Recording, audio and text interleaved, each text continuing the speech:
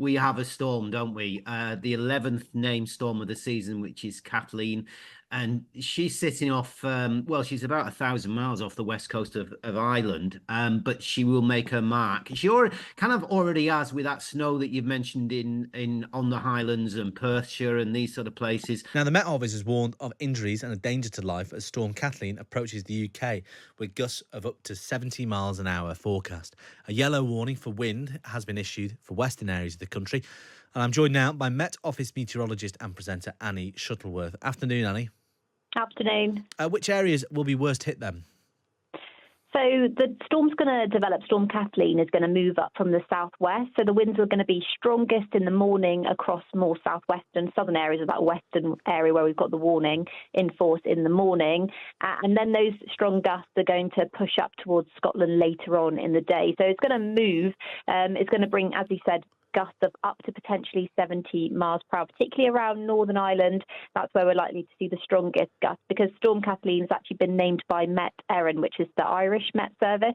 So that's where the winds are going to be the strongest, but we're going to definitely see the influence of Storm Kathleen through the weekend.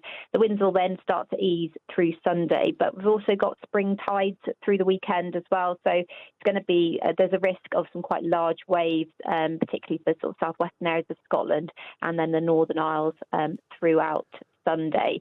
So it's going to be really windy if you are in the west. If you're travelling around in those areas, you're likely to see some disruption. We issue those warnings when we think there's going to be impacts from the weather. So there'll likely be some travel delays. So it's definitely worth checking before you travel if you are moving around on Saturday. And so when will it all be over, Annie?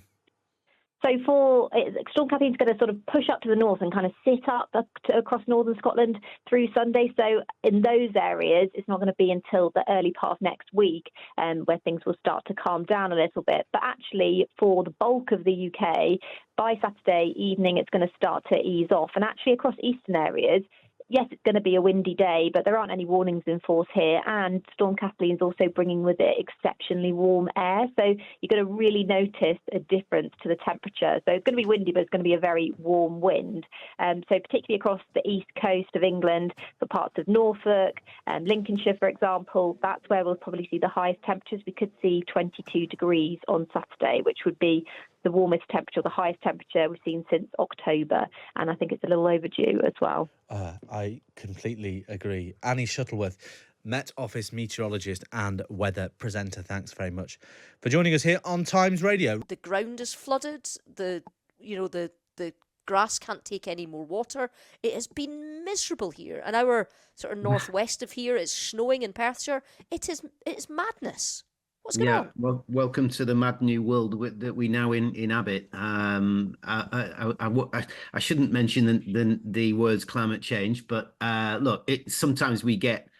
Sometimes we get wet springs. Not this wet in terms of February and March. So we are, and we have been. Fully enough, in England particularly, 18 months of record rainfall across the period consecutive. So in other words, that's the wettest period that we've seen. It is actually slightly. I know less you like to Bigfoot us in Scotland. I was about to say, I know you like to Bigfoot us, but that might just be the wettest that you've had comparatively to yourselves, because we feel like we've had it proper wet. You get it proper wet, and you guys probably know how to deal with it better than. I'm not sure about that. Be too loud with this, but yeah, it is true. Hardy Scottish people, you're used to it. But look, you still want to come out of it in some shape or form, but you're not at the moment because we have a storm, don't we? The 11th named storm of the season, which is Kathleen.